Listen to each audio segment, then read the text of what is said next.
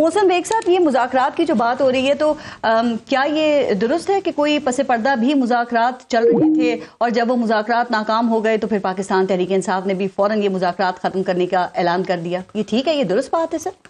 بالکل، انگیجمنٹ پس پردہ تو ان کی ہے اور کافی عرصے سے ہے، لیکن یہ اگر جیسے سیاسی قوتوں کے ساتھ اور جو پارلیمان میں لوگ موجود ہیں، پولیٹیکل پارٹیز، گورنمنٹ یا اپوزیشن، دونوں کی بات کر رہا ہوں، ان کے ساتھ انگیج ہونا پی ٹی آئی کا بہت ضروری ہے۔ دیکھیں، اگر مذاکرات میں کوئی حتمی نتائج نہ بھی نکلے، کیونکہ ڈیمانڈز بڑی ان کی بھی سخت تھیں، نیچرلی گورنمنٹ کے، وہ دونوں ناممکن ہیں۔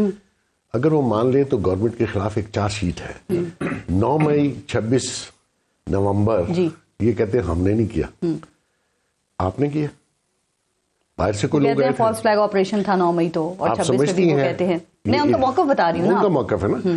تو ایسے میں اب جو 9 مئی ہے اس کے کیسز ٹرائل ہوئے، کچھ لوگوں کو سزا ہو گئی، کچھ لوگ بہت عرصے سے ابھی بھی سٹل بیچارے انڈر ٹرائل جیلوں میں پڑے ہوئے ہیں۔ اگر اس پہ جوڈیشل کمیشن بنا لیا جائے پروب کے لیے، تو جو جن کو سزائیں ہوئی ان کا کیا بنے گا؟ اور جوڈیشل کمیشن جہاں ابہام ہو وہاں ہوتا ہے۔ جب وہ کچھ لوگ چھوٹے ہیں 9 مئی کے سزا پوری کر کے، تو ان کو تو ہاتھ ڈال رہے تھے، پیسے مانتے نہیں ہیں پی ٹی آئی والے کہ ہمارے لوگ ہیں۔ تو ان کے ہاں بھی اگر سنسیریٹی ہو، سنسیریٹی دیکھیں، جو کراس دی ٹیبل بیٹھا ہے اس بیچارے کے پاس اختیاری کوئی دونوں سائڈوں میں، یعنی کہ پی ٹی آئی والا جو بیٹھا ہے ٹیبل پہ، اس کے پاس بھی کوئی اختیار نہیں، دوسرے کے پاس بھی نہیں ہے، دوسرے کے پاس بھی نہیں ہے، دوسرے نے بھی کسی اور جگہ سے پوچھنا ہے۔ ان کا اختیار کس کے پاس ہے؟ دوسری سائڈ والے، یعنی حکومت جو ہے، وہ آپ کو پتہ ہی ہے جن کے پاس ہے انہی کے پاس۔ دیکھیں، وہ بھی حتمی فیصلہ نہیں کر سکتے، کیونکہ کیس کا اپوننٹ اور جو مدعی ہے وہ راول پنڈی ہے، جی ایچ کیو ہے، تو جو سامنے کراس دی ٹیبل بیٹھ کے کوئی فیصلہ نہیں کرے گا کہ 9 مئی پہ کیا کرنا ہے، تو انہوں نے بھی انہی سے پوچھنا ہے، ٹھیک ہے نا۔ اصل وکٹم بھی وہ ہیں، مدعی بھی وہ ہیں، کیس بھی انہی کا ہے اور ہرٹ بھی وہی ہوئے ہیں۔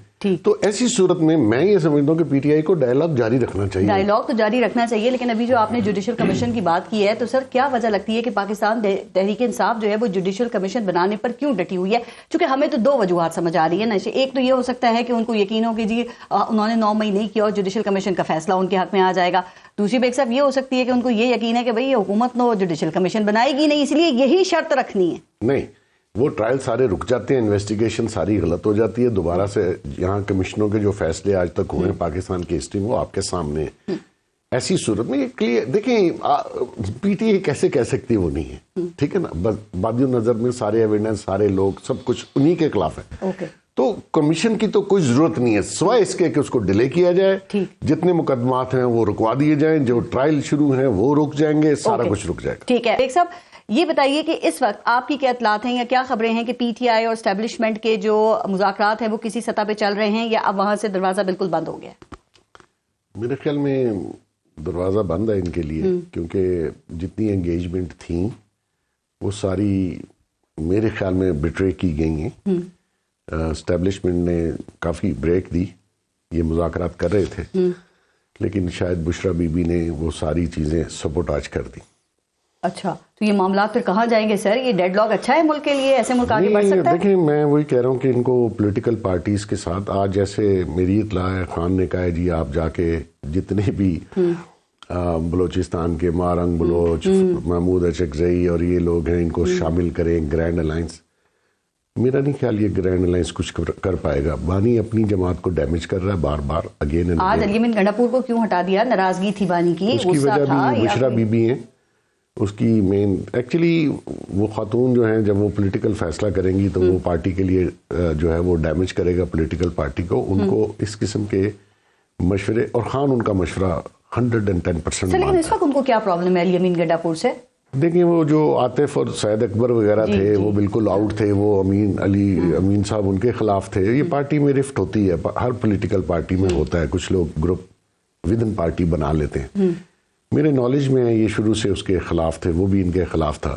7 ماہ سے یہ ناراض ہیں علی امین گنڈا پور سے۔ عاطف خان کی بات کریں، مطلب علی امین گنڈا پور کی خواہش نہیں تھی کہ مجھے اس عہدے سے ہٹایا جائے، جو کہ بعد یہ بتایا گیا سلمان راجہ کی طرف سے۔ نہیں، وہ شاید فیوچر میں ان کے لیے ٹربل کھڑی ہو سکتی ہے اگر بشرا بیوی ان سے خفا ہیں تو نیچرلی ان لوگوں کو لگایا گیا تو وزارت اعلیٰ کے لیے خطرات ہو سکتے ہیں with in the party. Right. اور اس میں آپ کو پتا ہے بہت سارے لوگ حصہ ڈالنے بھی آ جاتے ہیں مفت میں اگر کسی کو ہٹانا ہو. تو ایسی صورت میں یہ کام تھوڑا سا پولیٹیکل کام ہے, اس میں جذبات ذرا سائڈ پہ رکھنے پڑتے ہیں. آپ کو مذاکرات ہر قیمت پہ جاری رکھنے چاہیے. ہاں یہی حل ہوتا ہے. اور کسی نہ کسی اسٹیج پہ آ کے, اور دیکھیں ان کی بہت بڑی تعداد ہے.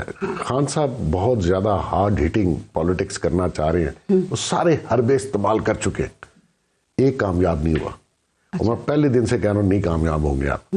آپ پارلیمان میں رہیں, اپنی جدوجہد پولیٹیکلی رکھیں. ٹھیک. یہ جو مارنگ بلوچ اور بلوچستان اور جو اینٹی اسٹیبلشمنٹ اور اینٹی پاکستان ایلیمنٹس کو اگر آپ صاحب اپنی پارٹی کو ڈیمیج کریں گے. اچھا سر, آپ ان کی تو بات کر رہے ہیں, لیکن بیگ صاحب آپ بڑے سمجھدار اور سینئر آدمی ہیں, لیکن اب آپ نے بھی اب اسلامی ٹچ دینا شروع کر دیا ہے, قرآن کی قسمیں کھانا شروع کر دی ہیں سر. پھر یہ جو پاکستان کو اسلامی ٹچ کے تانے دیتے ہیں, یہ درست ہے؟ پھر مسلمان تو میں ہوں, اللہ پہ اور رسول پہ یقین بھی ہے.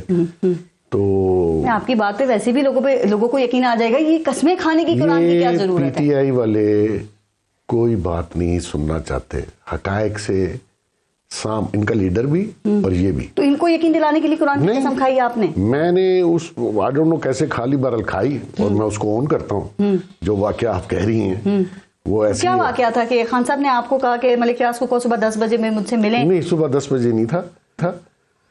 میرے خان کے کسی ایشو پہ کچھ تھے مسائل, تو میں باہر تھا 2 ماہ سے. جب میں واپس آیا تو اس نے کہا کہ لنچ کرو.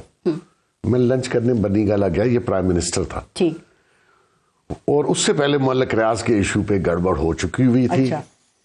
اور وہی جو ڈائمنڈ والا قصہ, اور یہ جو ہمارے آرمی چیف ہیں انہوں نے جب بتایا ان کو ہٹا دیا گیا تھا, جس پہ بشرا بیگم ناراض تھی. تو اس خان نے مجھے کہا کہ وہ ملک کو آج رات کو 10 بجے کہیں آ جائے, میں اس کے ساتھ موسم. تو مجھے پہلے اطلاع مل گئی تھی کہ ملک صاحب نے بشرا بی بی کے ساتھ اپنے معاملات سیدھے کر لیے. اچھا. وہ جیسے بھی کیا وہ آپ کے سامنے. تو میں نے کہا جی اب کیا ضرورت پڑ گئی آپ کو؟ تو اس نے کہا نہیں یار تو ناراض نہ ہو, بھیج اس کو. میں نے ملک کو کہا کہ آپ جائیں. جی. تو پھر اگلے دن وہ القادر یونیورسٹی کی زمین اور یہ سارا قصہ, اور پھر وہاں سے چلا. تو یہ کہنا کہ جی ہم نے کچھ نہیں کیا, یہ جھوٹ ہے. اس عورت نے اس شخص کو مروا دیا. جی میں تو ذریعہ بہت ساری چیزوں پہ تھا. اچھا. تو یہ کرپشن کو میں نے کٹ تو نہیں کھایا نا. یہ جتنی لوٹ مار انہوں نے بیگم نے اور انہوں نے کی ہے, اور یہ مطلب آؤٹ آف باکس یہ کہہ دیتے ہیں ہم بے گناہ ہیں. آپ یہ کہہ رہے ہیں پھر آپ کی باتوں سے یہ سمجھے کہ القادر ٹرسٹ جو ہے وہ 100% درست ہے اور میرٹ پہ سزا ہوئی, اور آپ اینی شاہد ہیں بہت ساری چیزوں کے. Million trillion %. اس دن بھی میں نے یہی کہا تھا یہ قرآن پہ ہاتھ رکھے میں اس کو جیل میں ہاتھ ڈالنے جاؤں گا, یہ کہے گا جھوٹا case. Documentary evidence sir with due apology کہ ڈاکومنٹری ایویڈنس کہ جب ملک صاحب کے تینوں کے ان کے 10 سال کے ویزے خارج ہوئے, ان کی 3 اپیلیں گئی ہیں, اور آخری بیل میں یہ لکھا گیا ہے کہ یہ کرپشن کا پیسہ ہے اور یہ فلاں فلاں اور یہ سارا منی لینڈنگ ہے. اور پہلے ملک صاحب کا نام جو ڈالا تھا ECL میں وہ بھی عمران خان نے ڈالا تھا, پچھلے زیادہ اکبر اور بشرا بی بی نے نکلوایا تھا. پھر وہ ان کے ساتھ بھی جاتا تھا جا کے آپ اپنا کیس لڑیں. تو جب انہوں نے دیکھا کہ جو سیلر تھا اس کو تو کلیئر ہو گیا, اس نے اپنے پیسے دیے, جو بائر ہے اس کے پاس اتنے پیسے کہاں سے آ گئے. اس کے تحت پھر یہ آنے تھے پیسے اسٹیٹ بینک کے اکاؤنٹ نمبر 1 میں. تو یہ اندر طے یہ ہوا کہ نہیں یہ ادھر سے یہ ساری سٹوری سب کو یاد ہو گئی ہے, لیکن کیا یہ ممکن ہے کہ اب آپ کی حکومت وہ جو خفیہ معاہدہ تھا اس کو آپ پبلک کر دیں؟ نہیں, ہم کیسے پبلک کر سکتے, وہ تو یا پھر آپ عدالتی کارروائی کا ریکارڈ بنا دیں. دیکھیے میری بات تو سنیے, ایک آپ اگر آپ نے ججمنٹ پڑھی میں آپ کو دے جاتا ہوں. اس میں بڑے ایک ایویڈنس ہے, ججمنٹ میں بھی لکھا ہوا ہے نا سر کہ بہت سارے ڈاکیومنٹ جو تھے وہ مسنگ تھے اس کے اندر. نہیں مسنگ نہیں, بات یہ ہے کہ ان کے ساتھ ہمارا یہ معاہدہ نہیں ہے NCA کے ساتھ. یہ والا یہ جو آپ کہہ رہی ہیں فرما رہی ہیں وہ یہ والا معاہدہ نہیں ہے ہمارے ساتھ. میں انٹرنیشنل پاکستان تحریک انصاف کی سوال اٹھا رہی ہے کہ بھئی اگر ہم نے اس کو خفیہ رکھا تھا تو موجودہ حکومت کو کہنا کہ اس کو ڈی کلاسیفائی کر دیں. میں آپ کو بتاؤں جو NCA اپنے بندوں سے یہاں انویسٹیگیشن کراتی جن کو پرائیویٹ انویسٹیگیٹر کہا جاتا ہے.